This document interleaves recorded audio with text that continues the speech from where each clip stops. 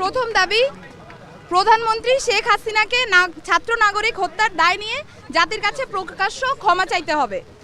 দ্বিতীয় দাবি, আইন শৃঙ্খলা রক্ষাকারী বাহিনী ও দলীয় ক্যাডার এবং সন্ত্রাসী কর্তৃক ছাত্র নাগরিক হত্যার দায় নিয়ে স্বরাষ্ট্রমন্ত্রী আসাদুজ্জামান খান কামাল, সড়ক পরিবহন ও সেতু মন্ত্রী ওবায়দুল কাদের, শিক্ষামন্ত্রী মহিবুল হাসান চৌধুরী নয়ফেল, আইনমন্ত্রী আনিসুল হককে মন্ত্রী পরিষদ থেকে পদত্যাগ করতে হবে।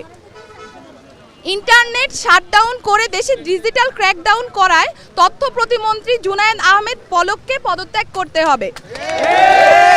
আন্তর্জাতিক মিডিয়ায় শহীদ শিক্ষার্থী এবং আন্দোলনরত শিক্ষার্থীদেরকে ড্রাগ অ্যাডিক্ট বলে কুরুচিপূর্ণ ও মিথ্যা বক্তব্য দিয়ে এবং আন্দোলনকে ভিন্ন খাতে প্রবাহিত করার চেষ্টা করায় তথ্য প্রতিমন্ত্রী মোহাম্মদ এ আরাফাতকে পদত্যাগ করতে হবে।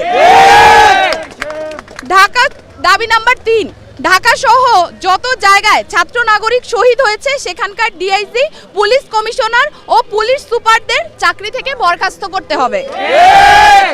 দাবি নাম্বার 4, ঢাকা বিশ্ববিদ্যালয়, জগন্নাথ বিশ্ববিদ্যালয়, জাহাঙ্গীরনগর বিশ্ববিদ্যালয়, রাজশাহী বিশ্ববিদ্যালয় এবং চট্টগ্রাম বিশ্ববিদ্যালয় সহ সারা দেশের প্রত্যেকটি বিশ্ববিদ্যালয়ে যেখানে ক্যাম্পাসে আইন শৃঙ্খলা বাহিনী কর্তৃক শান্তিপূর্ণ আন্দোলনে হামলা হয়েছে প্রত্যেকটি বিশ্ববিদ্যালয়ের ভিসি এবং প্রক্টরকে পদত্যাগ করতে হবে।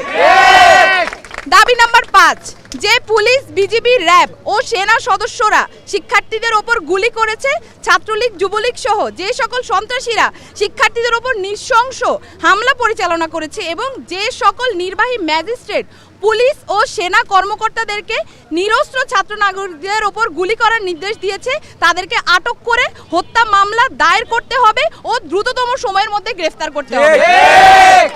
দাবি নাম্বার 6, দেশব্যাপী যে সকল ছাত্র নাগরিক শহীদ ও আহত হয়েছে তাদের পরিবারকে অতি দ্রুত সময়ের মধ্যে যথাযথ ক্ষতিপূরণ প্রদান করতে হবে। 7, দাবি নাম্বার 7, ঢাকা বিশ্ববিদ্যালয়, জগন্নাথ বিশ্ববিদ্যালয়, জাহাঙ্গীরনগর বিশ্ববিদ্যালয়, রাজশাহী বিশ্ববিদ্যালয় এবং চট্টগ্রাম বিশ্ববিদ্যালয় সহ সারা দেশের প্রত্যেকটি বিশ্ববিদ্যালয় এবং শিক্ষা প্রতিষ্ঠানে ছাত্রলীগ নামক সন্ত্রাসী সংগঠন সহ সকল লেজুর ভিত্তিক ছাত্র রাজনীতি নিষিদ্ধ করে দ্রুততম সময়ের মধ্যে নিয়মতান্ত্রিকভাবে ছাত্র সংসদ কার্যকর করতে হবে। দাবি নাম্বার 8, অবিলম্বে সকল শিক্ষা প্রতিষ্ঠান ও হলগুলো খুলে দিতে হবে। কারফিউ তুলে নিয়ে সারা দেশের সমস্ত ক্যাম্পাসে মোতায়েনকৃত পুলিশ, র্যাব, বিজিবি, সোয়াট এবং আর্মি তুলে নিতে হবে। দাবি নাম্বার 9, বৈষম্য বিরোধী ছাত্র আন্দোলনের সাথে সম্পৃক্ত শিক্ষার্থীদের একাডেমিক ও প্রশাসনিক কোনো ধরনের হয়রানি করা হবে না, এই মর্মে অঙ্গীকার করতে হবে।